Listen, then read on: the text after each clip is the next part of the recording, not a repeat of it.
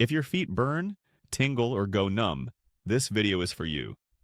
Some days it can feel like there's a sock wrapped around your foot that isn't actually there. Today, I'm showing you 4 simple exercises for neuropathy after 60, and you can do every single one at home using just a chair in about 12 minutes a day. There's also one very common mistake people make with cold feet that can cause a burn you won't even feel coming, so stay until the end. Before we get into it, welcome to PRO Health Tips. If this is your first time here, hit that subscribe button so you don't miss the videos that come after this one. Quick comment question. Let me know down below which city you're watching this from. Now let's map out the whole routine. Each exercise here has a specific job. The first one wakes up your circulation and builds a little stamina. The second is a strength move, and it does the most for the actual nerve pain. The third rebuilds control at the ankle. The fourth trains your balance so you're less likely to fall. Circulation, strength, ankle control, balance. Let's go through them one at a time. Exercise 1 is the seated power march. This is your warm-up. It gets blood moving and builds a bit of stamina for everything that follows. And since you do it fully seated, your fall risk is essentially 0. Sit tall on a firm chair without leaning back into it. Lift your knees one at a time, quick and steady, like you're marching in place, and add your arms, opposite arm to opposite knee with a real swing. Lean your body slightly forward. Here's the part most people get wrong. This needs to raise your breathing rate. A slow, relaxed pace won't do much for your nerves. You want to be a little out of breath, still able to talk, but only in short sentences. That level of effort is what actually helps. Work in bursts, 40 seconds of brisk marching, then 20 seconds easier, but don't waste that recovery window. Keep your feet marching lightly, bring your hands up with elbows bent around 90 degrees, and slowly curl your fingers closed one joint at a time, like rolling up a small scroll, then unroll them just as slowly. Why hand movements in a foot video? Because neuropathy rarely stays limited to the feet. The same tingling and numbness often shows up in the fingers too. So while your legs recover, those 20 seconds send a fresh nerve signal up into your hands. That's one full round. 40 seconds of marching plus 20 seconds of slow marching with finger rolls. Start with 4 rounds and build up over the following weeks. Within a couple of minutes, you should feel warmth spreading into your legs. That's blood finally reaching nerves that have been starved of it. Exercise 2 is the strength move. And if you only do one exercise from this list, make it this one. The slow sit to stand. The largest research review from 2026 compared every category of exercise for nerve pain and found that strength training ranked among the most effective. And it needs no equipment since your own body weight provides the resistance. Before starting, measure your baseline. Count how many times you can stand up from the chair without using your hands, and note that number. Retest in 2 weeks, and watching that number rise is how you'll know it's working. To perform it, sit toward the front of your chair with feet flat, about hip-width apart. Stand up at a normal pace, taking 1 to 2 seconds to come fully upright, and hold that tall position for 1 breath. Here's the key part.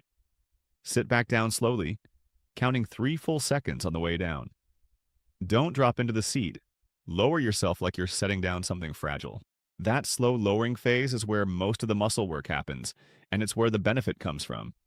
If you feel a warm, burning sensation in your thighs on the way down, that's a good sign, not a warning. Start with 6 to 10 reps for 2 sets, resting briefly between them. If it's too difficult at first, use the armrest for support or use a higher, firmer chair. As you progress, make it harder on purpose. Go from 2 hands assisting to 1 hand, then no hands at all, from a higher seat to a normal one, and increase your reps from 6 to 8 to 12 over time.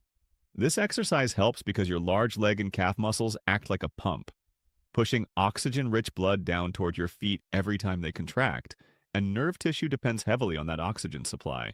Working those muscles against real resistance also shifts the chemistry in the leg in ways that have been linked to reduced nerve pain in research.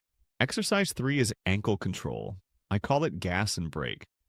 Most people just do small ankle circles and wonder why nothing changes, and the reason is that circles provide no resistance, while resistance is exactly what makes the difference. Sit tall with feet flat on the floor. Press the balls of your feet down and lift both heels as high as possible. That's the gas pedal. As you lift, rest your hands lightly on your knees and press down slightly so your ankles have to push against something. Hold at the top for 1 second, then lower slowly with control. Then reverse it. Keep your heels planted and pull your toes up as high as they'll go. That's the brake. Alternate slowly and deliberately between gas and brake. Do 10 to 15 reps of each for 2 full sets. If you have a resistance band, loop it over the top of your foot, hold the ends and press forward against it for the gas motion, then pull your toes back against the resistance for the brake. This exercise activates the calf pump again, works the small stabilizing muscles around the ankle against resistance, and each slow press helps wake up the sensory receptors in that area. Exercise 4 is balance and precision, the foot clock. And this one does the most for numbness and unsteadiness. It's a genuine balance drill, and it plays out like a small game, which is part of why people actually stick with it. One important caution first, this is done standing on one leg, so if you experience strong dizziness, have had a recent fall, or have significant loss of feeling in your feet, don't attempt the standing version alone. Use the seated version instead, or check with your doctor first. For the standing version, imagine a clock face on the floor around you, with 12 straight ahead, 3 to your right, 6 behind you, and 9 to your left. Stand behind your chair holding the top with both hands, shift your weight onto one leg as your standing foot, and with the other foot, reach out and gently tap the floor at 12. Then return to center, then 3, then 6, then 9. Completing all 4 taps is 1 lap. Do 2 laps, then switch legs and repeat. Keep both hands on the chair at all times if you feel unsteady, and there's no need to rush. For the seated version, sit tall. Plant the heel of your working foot on the floor, and reach your toes out to touch 12, 3, 6, and 9, returning to center between each one. This removes the balance component entirely and focuses purely on retraining your foot's sense of position and feeling. Expect the reaching foot to feel a bit clumsy at first. That's not a failure, that's the exercise doing its job, gradually strengthening those damaged position-sensing nerves the same way a weak muscle strengthens with light repeated use. So here's your full routine in order. 1. The march. 4 rounds of 40 seconds on and 20 seconds of slow marching with finger rolls for circulation. 2. The sit to stand.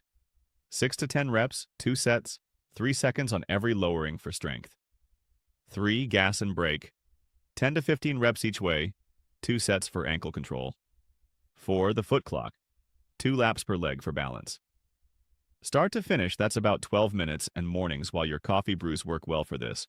2 more things before you go, and they matter just as much as the exercises themselves.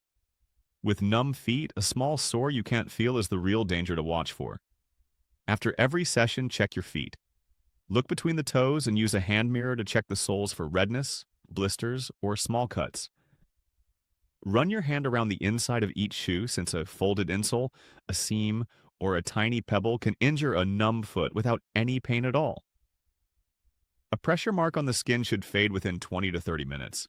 If it doesn't, that shoe is too tight. And here's the bonus I mentioned earlier, and it might be the most important part of this video.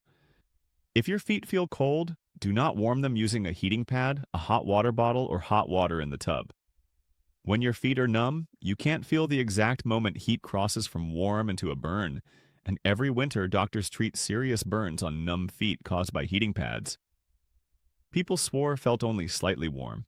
So warm your feet safely instead.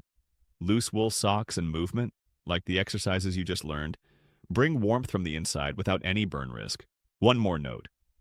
If your neuropathy has never been properly evaluated by a doctor, that should come first before any exercise or supplement. Ask your doctor to check your blood sugar, B12 levels, and thyroid function, since sometimes the underlying cause is simple and fixable, and no amount of foot exercises replaces knowing exactly what you're dealing with. This video is meant to teach, not replace your doctor's guidance.